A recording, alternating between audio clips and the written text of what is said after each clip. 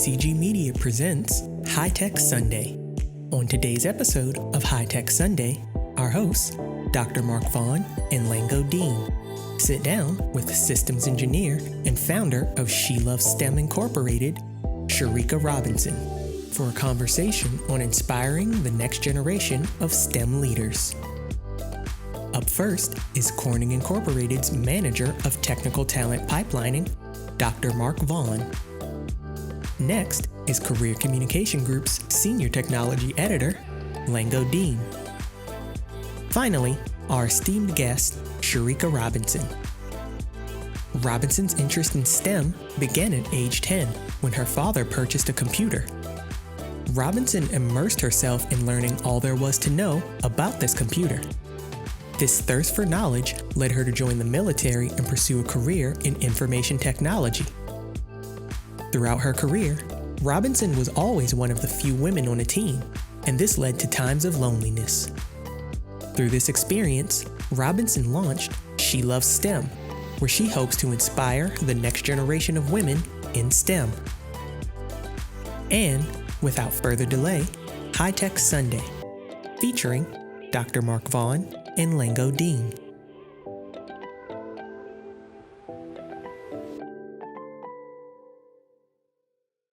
Well, thank you so much, Brandon, for that great introduction, and welcome everyone to another episode of High Tech Sunday. We're always excited to have the opportunity to spend some time with you as we discuss high-tech STEM issues with just amazing guests each week, and that is certainly the case today as we welcome Shareka Robinson to the broadcast. And we're going to be talking about something that I feel is really timely, and that's inspiring the next generation of STEM leaders. But first things first, hey Shareka, how are you?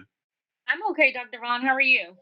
I'm doing well, thank you. Really looking forward to today's conversation. So, going to jump right in and actually put you on the spot as we get this conversation going. We like to have the opportunity to learn a little bit about each of the guests, their journey, and how it is that they kind of got started. We heard from Brandon about a little bit in terms of the seeds that were planted all the way back when you were 10 years old, when you got that first computer. Could you tell us a little bit more about what that experience was like and how it is that it really kind of set you on course for a life that really has been informed by a STEM journey? So, like Brandon said in the introduction, my dad purchased a computer. It was a Packard Bell computer back when I was about 10 years old. And my grandmother actually had the same computer at her house. And yeah, that was my first, I guess, introduction into anything computer related. I'm not sure if it came with the floppy disk or my dad purchased those too, but I would type up little documents and save them to the floppy. And when I would go over to visit my grandmother, I would put the floppy in her computer and pull the documents off and show her what I did. And yes, so that was how my interest in STEM was, I guess, introduced or sparked. And yeah, that pretty much it.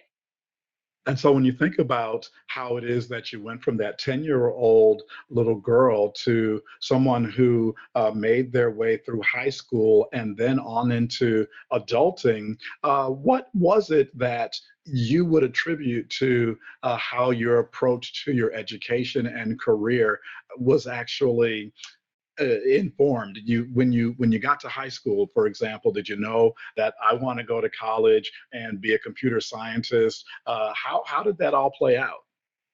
So when I was in high school, I went to Central High School in Prince George's County, Maryland, and we also had computers there that were the big back, like kind of CRT monitor IMAX.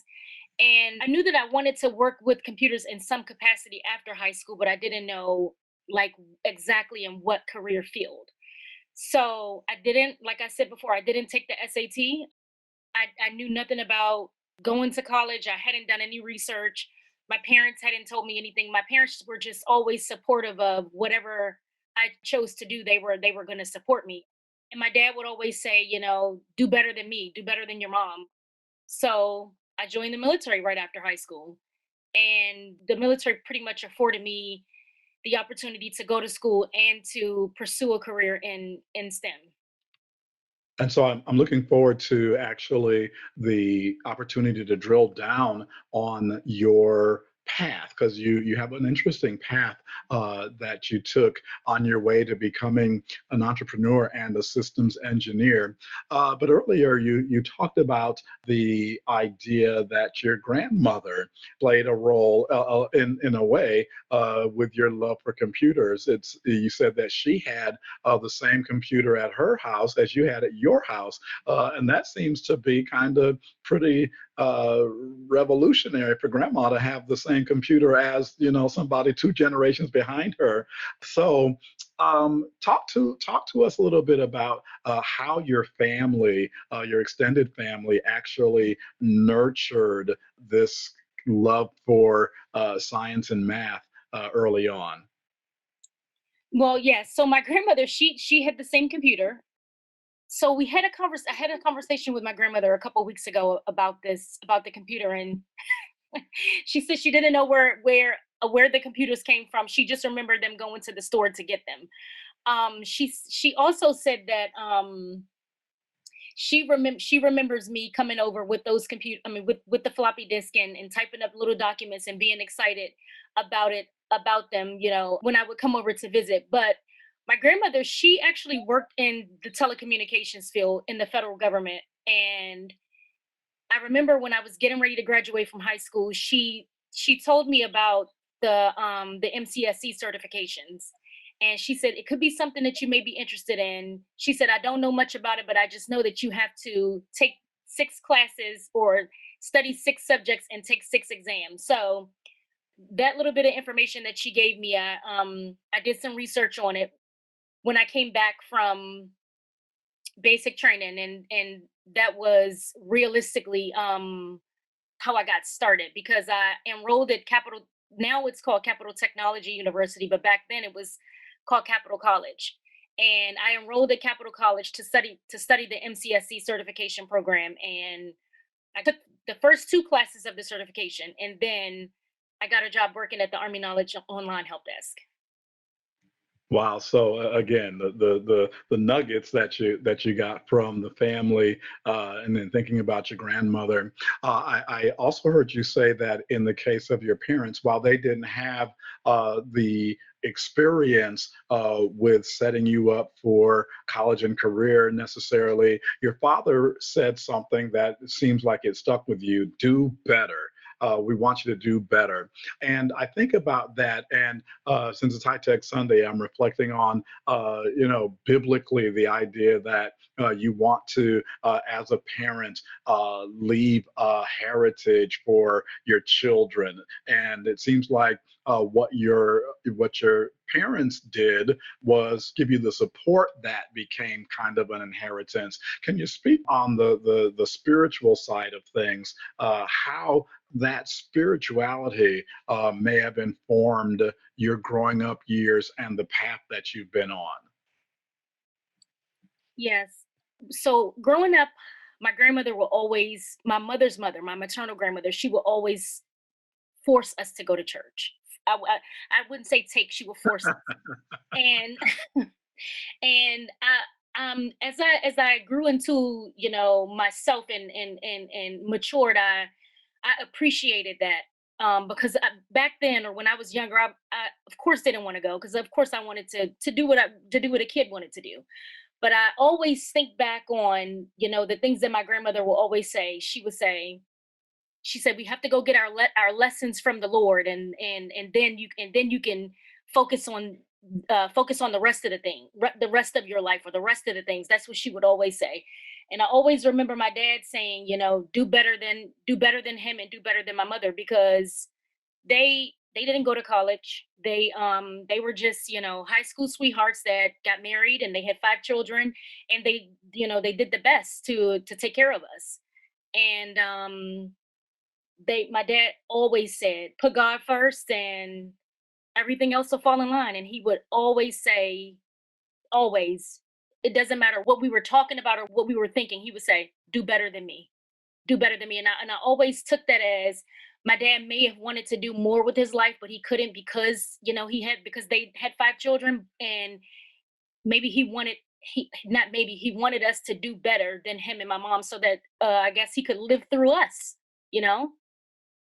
I love that, and that really just says a lot about what was instilled in you, and it speaks to the passion and the mission I'm sure that you have now. So let's talk about that. We're speaking about being inspirational, especially to the next generation of STEM leaders. So, what is it that inspires you? What is it that motivates you every day? The motivation comes from it comes from everything, Dr. Vaughn.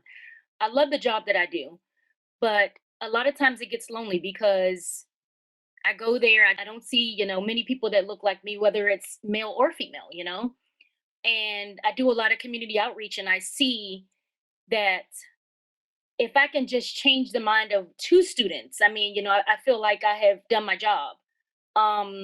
The motivation comes from everything. It comes from new tech gadgets. It comes from new science research.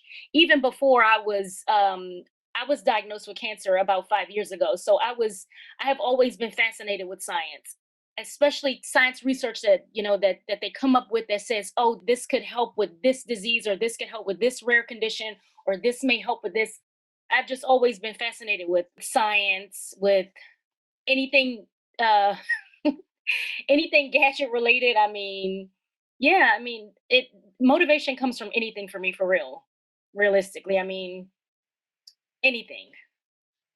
And so you touched on a topic that I want to kind of delve into a little bit more as you were speaking. You talked about this idea of not many people who look like you. And so in your career so far, how has the lack of having colleagues who look like you and maybe from similar backgrounds even, how would you say that's affected you? And more to the point about the topic today, how do you think that lack of representation affects younger kids today? The lack of representation has helped me, I guess, want to go harder, want to be able to be a change agent because of the lack of representation.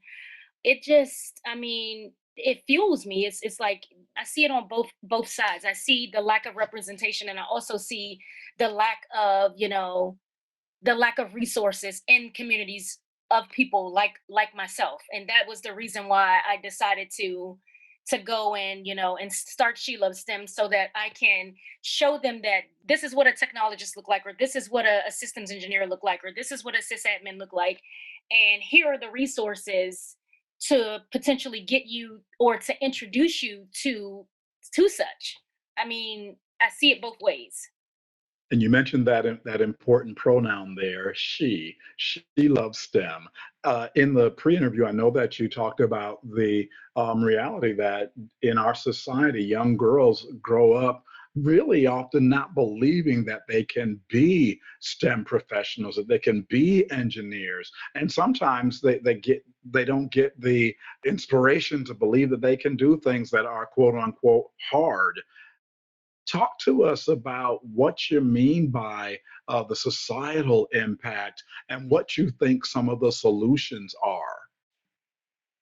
As for society, I feel like society tells girls that or have girls to believe that they can't do things that are hard, or that STEM careers are for boys or for males. It's tough because my parents didn't tell me that, this job is for a man or this job is for a woman. And although my mother was a housekeeper and my dad was a cab driver and a dispatcher, I never really looked at careers as or jobs as, oh, this is for a man or this is for a woman. I just thought you have to, follow your heart, or follow your passion, or or feed the things that, that you're interested in. And for the kids now, I believe that they have to be able to see that they can be something, or see it, and then they'll believe it. So show them what, show them that yes, a woman can be a scientist, a woman can be a doctor, or a woman can be an engineer, and you too can be that. Bring those resources to areas where resources lack, and make the environment where you bring those resources, have those environments, promote and cultivate and engage these students, not just students but girls as well. Support them and let them know that yes, this is something that you can do, and this is how you do it. And so, in the absence of that kind of support, that kind of guidance, that kind of direction, somebody that will show you what women in STEM are doing, what would you say if you took a step back to young women in particular who may feel kind of stuck, kind of trapped in that mindset of limitations? What's the first step to breaking out of that, even before you see folks like a Shareka Robinson? What would you tell them that they can do themselves to kind of take the limits off? I would say believe it. If you even have a thought that this is something that you want to be, believe that. Don't doubt yourself and don't think that you can't, because if you believe it, it's possible. And I like the simplicity of that. I used to hear when I was younger, if you can believe it, you can achieve it.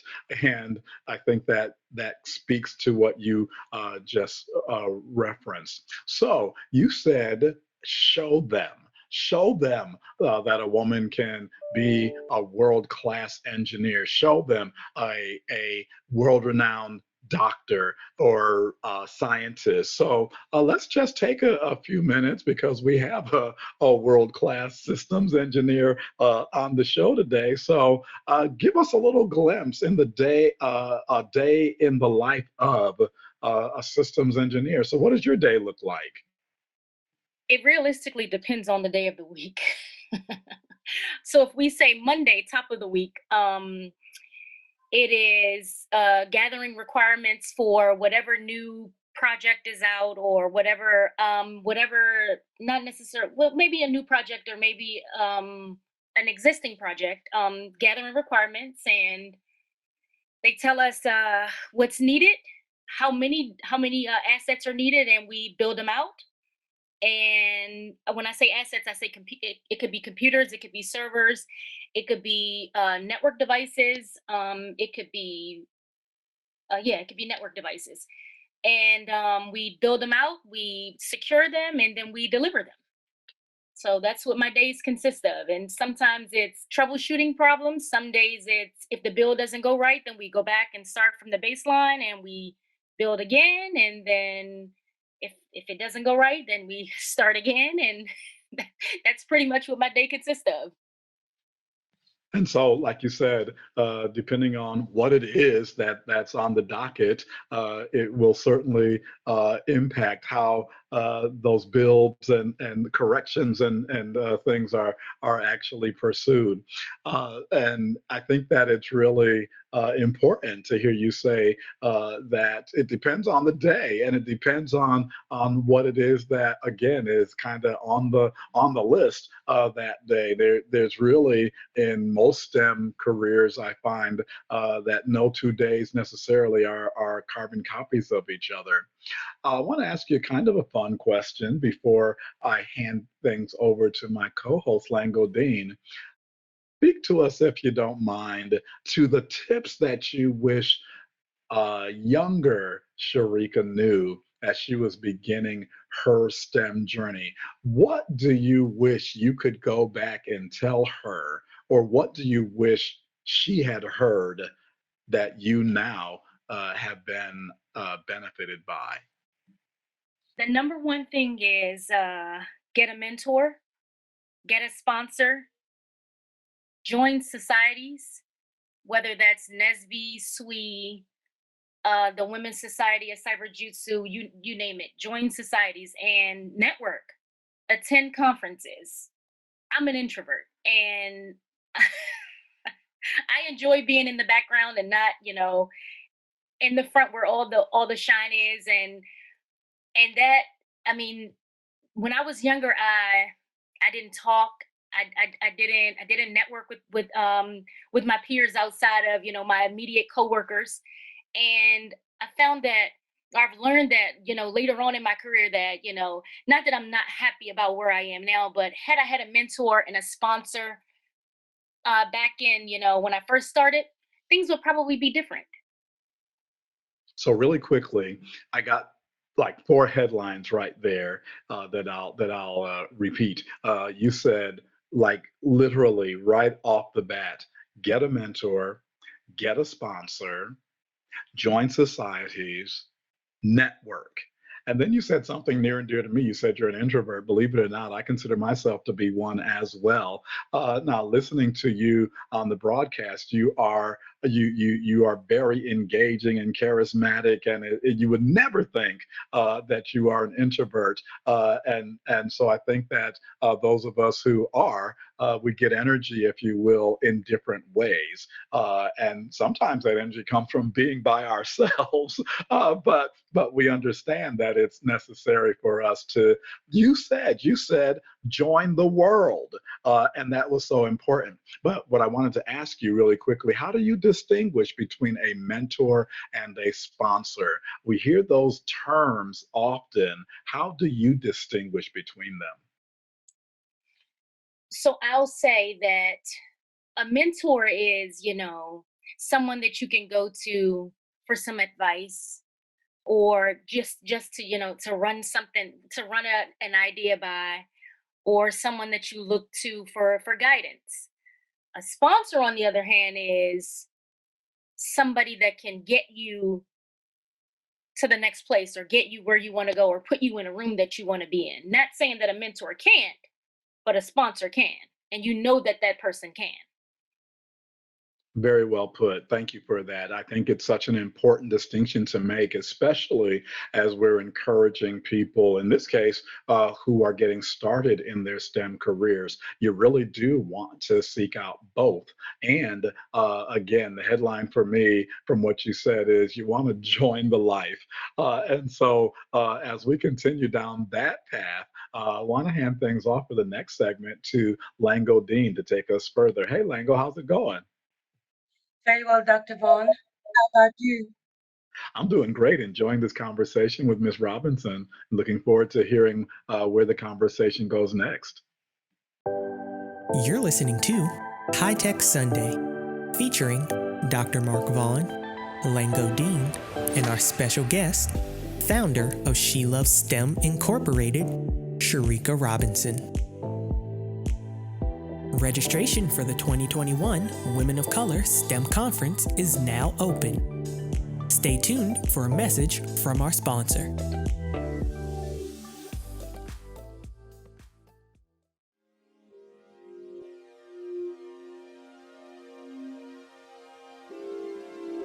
Running from October 7th through the 9th, 2021, don't miss out on the upcoming Women of Color STEM Conference. Since 1995, the Women of Color STEM Conference has been the premier forum of choice for recognizing the significant contributions by women in STEM fields. General registration opens on April 30th, 2021. Don't miss out on the opportunity to meet and learn from executives who are committed to the advancement of women in the workplace.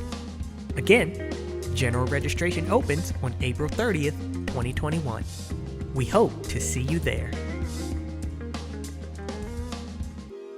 Please visit www.womenofcolor.net for more information.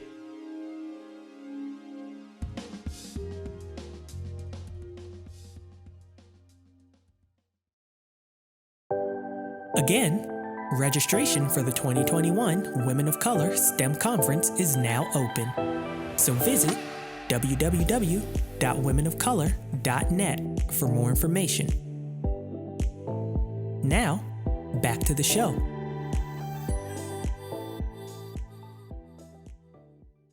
Welcome to the show, Sharika. It's a pleasure to have you here today. I always like to make connections for our young listeners between the various guests that we've had on the show. And you are the third systems, actually female systems engineer that we have had in as many weeks. I think the first one was Crystal Porter, and she works on some super duper airborne reconnaissance programs with a defense company. The second systems engineer we had was Demetria Hall, and she's worked on the F-35, and she does flight simulation and that kind of thing. Essentially, what I see from what you do and what they do is that you're kind of, whether you're designing software or building infrastructure, whether it's network devices or airplanes or airborne reconnaissance programs, what have you, it all comes down to systems engineering. Um, can you tell us about your educational journey to becoming a systems engineer? Because the other two systems engineers that we've had on the show had a slightly different path to the one that you took.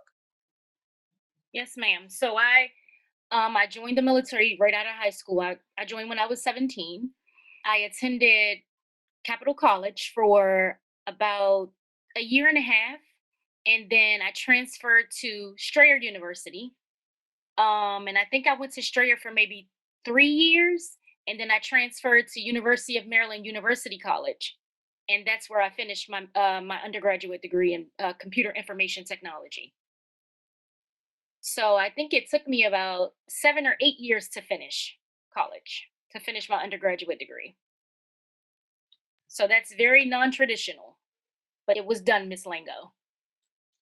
What was your motivation? It's 7 years seems like a long time by today's standards because everybody wants to get where they're going fast, right? So, what was your motivation?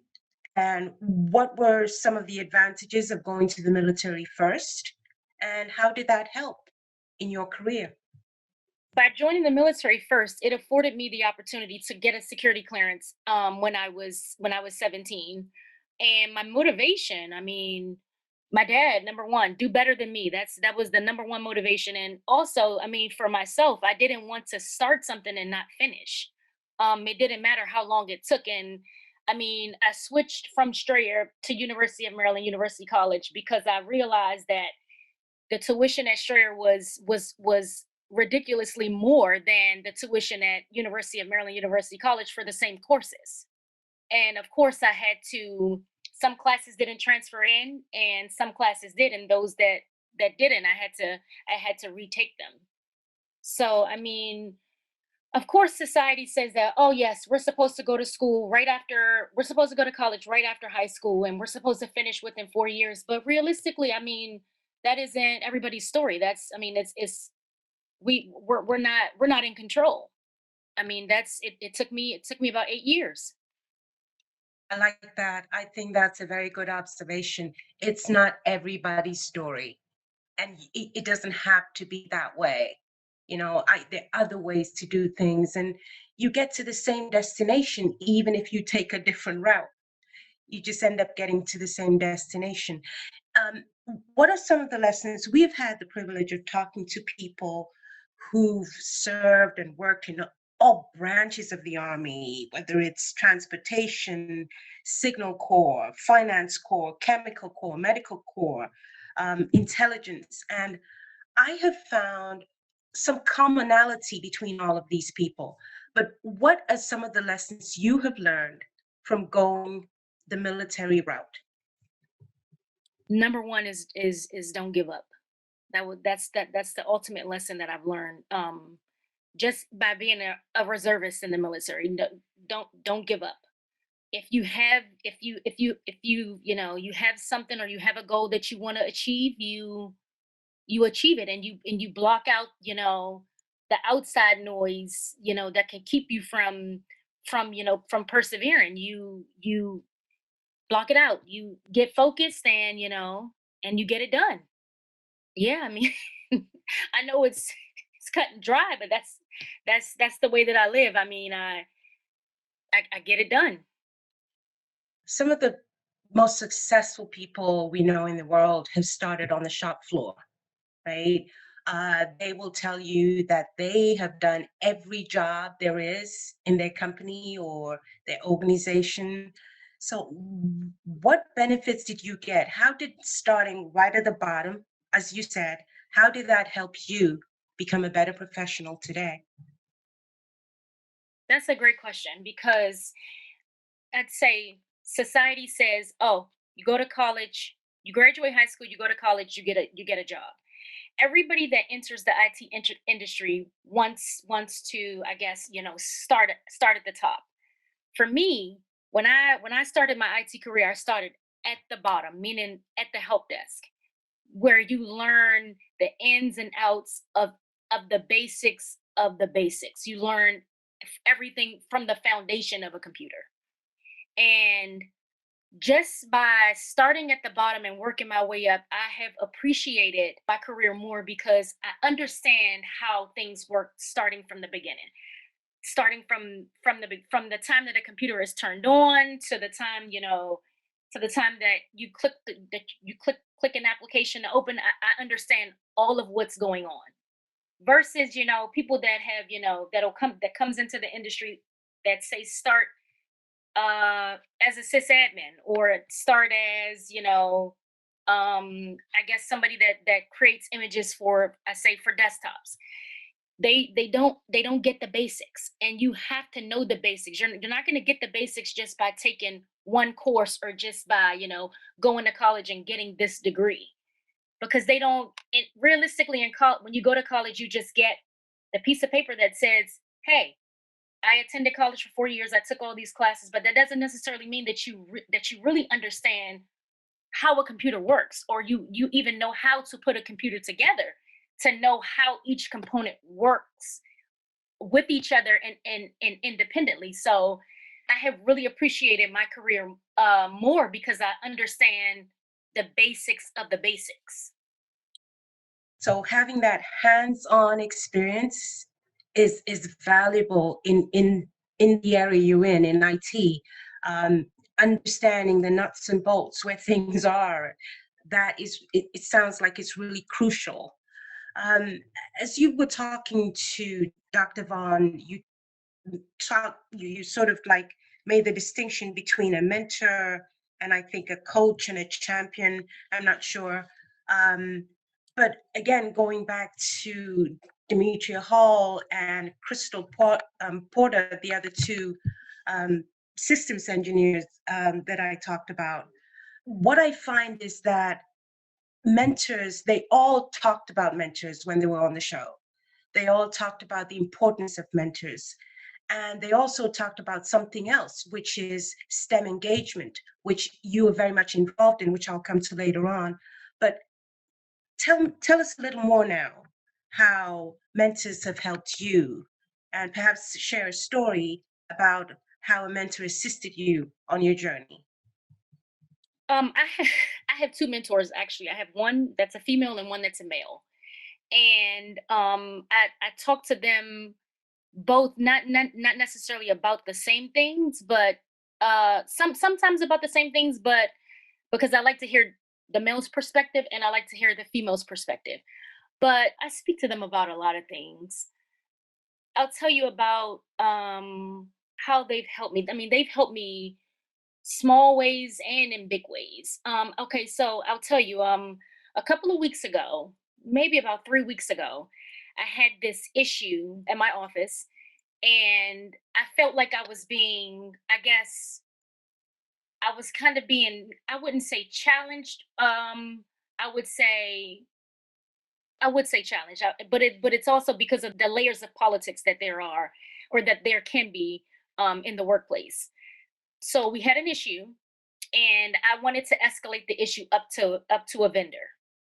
And they wanted me to go through all this red tape. They wanted me to talk to some level 6 or some level 5 engineers to confirm that the things that I had done were the right things to do before escalating my issue up to the vendor. I left work after my work day, and I called my mentor, and I said, let me tell you about how my day went. And I called the male one, not the female one. I called him in, and I told him, and I said, I told him how my day went, and I said, I feel like I'm being undermined. I feel like I'm being tested. I feel like my skills are being tested or questioned because I'm a woman. And I feel like the value or in all of the things that I've done to resolve this issue has been overlooked because they want me to present what I've done to a panel of males. And he said, he kind of talked me off the ledge. He does that a lot, but he talked me off the ledge that day. He said, think about it this way. It very well could have happened to someone else, meaning my other coworker or another female. And I said, well, I don't appreciate them questioning the things that I have done, because when I presented to them what I had done, they told me, "Oh, you are braver than you." One of them said, "You are braver than I. You're braver than I would have ever been. I wouldn't have done that. I would have directly went to the vendor." And I said, "Well, I feel like I just wasted all my time pretty much by presenting to them what I had done." And they told me that they would have went directly to the vendor. And he gave me some good advice, and he said, remember, at the end of the day, it's not personal, it's politics. And I don't know why I needed to hear that, or why because I probably should have already known that. But he said, yeah, it's not personal, it's politics. And I said, okay. But yeah, I mean, that's one one way that my mentor has helped me, amongst other ways. Mm. It's not personal, it's politics. Ooh, Yeah. that's pretty deep. That's pretty deep. So how did you walk back from that situation? You took that away. It's not personal, it's politics. How did that statement help you walk back or resolve the issue that you had? Whether it was difficulty dealing with how you were received by the committee or your other team members, or just resolving the issue going forward? Made me realize that there's a lot of layers of politics, when working for, an employer. And that, like he said, it very well could have happened to, the next engineer that also had a problem that needed to be escalated up to a vendor. But I still thought, if I was going to get the response that, oh, you're braver than I am, then it's like, what's the point of me telling you what I did, right? Yeah, you were kind of second guessed that way. Well, Right. let's get personal now. We're going to get personal now. We're going to talk about something that you love doing, that Demetria Hall loves doing, that Porter loves doing. I'm name dropping because I find such a connection between you three women. Apart from the fact that you're women and you're Black and African American, but there's so much that you do. And another thing that connects you is this STEM engagement. So tell us now, and they connect with STEM in various ways, whether it's helping their family members take certificate courses or get on track for STEM careers, or sharing what flight simulation is with students, the F-35 cockpit flight simulation infrastructure is like with students, or for in your case, taking it from your twin boys and then moving it out to the community. Um, Share that experience with us. What tips do you have for parents who are raising kids interested in STEM? And, how are you going to move this idea, this movement that you kind of birthed? How are you going to move it and grow it and expand it in the coming months and years? So I do have twin boys, and I introduced them to everything that that's STEM related. I don't force anything on them, but I do try and expose them to every bit of the things that I do, the things that that I see, and the things that I'm involved in. The advice that I have for parents that are raising students that or children that could be interested in STEM, I would say expose them to everything. I sign my kids up. I have in the past signed my kids up for engineering camps at the National Electronics Museum. My kids are actually, they built gaming computers for themselves. They're in the process of building a computer, a normal computer for my grandmother. They built one for my brother. I give back by I'm a merit badge counselor for Boy Scouts. I'm involved in a whole bunch of community STEM events, whether it's with Boy Scouts, Girl Scouts, or the libraries.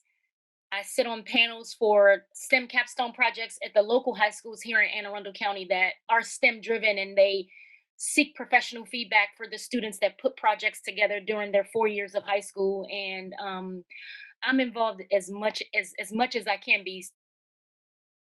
With She Loves STEM, we're creating kits that include any kind of materials, or everyday materials that you may have at home, and to show them how they're related to STEM, or how they can put something together. Yeah, I'm an advocate for exposure, even if it's the smallest things. I mean, I'm all for it. All for exposure to STEM, all things STEM. I would press you some more and ask for information on She Loves STEM, but I'm going to leave that for Dr. Vaughn to get that information from you. For right now, thank you so much. It's been a great pleasure talking to you this afternoon. Over to you, Dr. Vaughn. Thanks so much, Lango. And wow, I'm telling you, great conversation. And the headline again, Sharika, you probably picked up on. That's one of my buzzwords. I look for headlines, and one of the things that kind of arrested me early on in that segment was you said, "Never give up." That was such a powerful reminder. When you talk about inspiring the next generation of STEM leaders, that is key. I was also really excited to hear you basically already paying it forward when you were speaking about your boys and how you're already engaging them in the manner that probably, I guess, in some way, you would have wanted to be engaged even more when you were younger. And so to see that already happening in a multi generational way, because you said that they're doing things for their great grandmother as part of this. And so, wow, I mean, we're talking 4 generations, and that is really cool. So, as Lango mentioned, I get to ask you a little bit about She Loves STEM. How can people get connected to that part of your work? We are on all social media platforms. We are on Facebook, we are on Instagram, and we are also on Twitter. On all sites, She Loves STEM. I think on Facebook we are actually she.loves.stem. So there's dots in between the she and loves. But yes, that's where we are. And our website is www.shelovesstem with an S, Loves STEM.com or .org. Awesome. And that information is something that we encourage folks to check out and share because I believe that the inspiration that you are and that you are expounding upon is needed and it's critically helpful and timely. So I'm going to put you on the spot again. I told you that I was doing that at the beginning, and so why not keep it going here as we near the end? If you could, what words of encouragement or inspiration, since that's what this talk is all about, would you leave uh, not just the young women who might be listening, but especially the young women, but the audience in general? What words of encouragement would you leave us with as we wrap up our time with you? I think I'll leave you with, I think it's Matthew 7:7. I think it says, ask and you shall receive, or if you believe it, you will receive it. I believe that's what it is. If I'm not correct, then don't be mad. But or my grandmother, I hope she won't be mad. But that's what I'll leave you with. If you believe it, then you will receive it.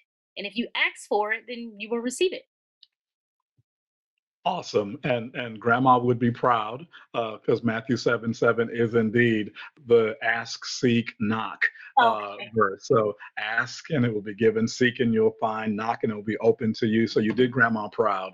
Uh, and and I think that that really again is a simple but powerful message. It seems to have informed your life and your journey, and it seems to be something that you are instilling in others.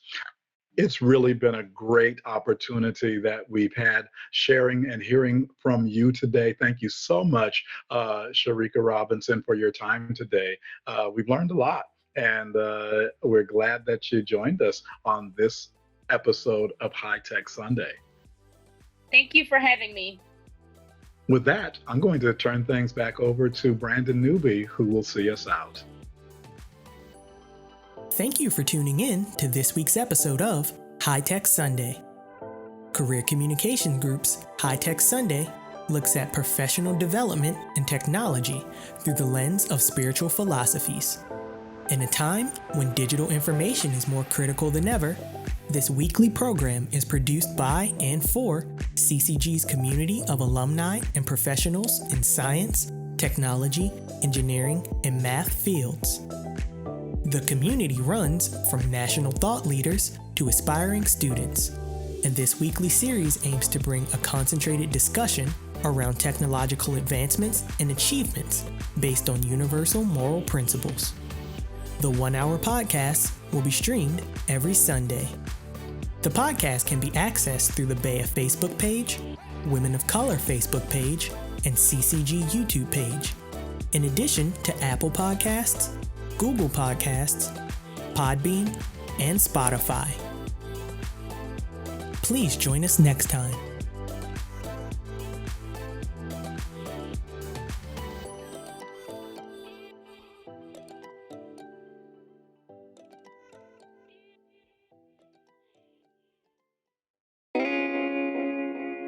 Nominations for the 2022 BEA STEM Conference are now open.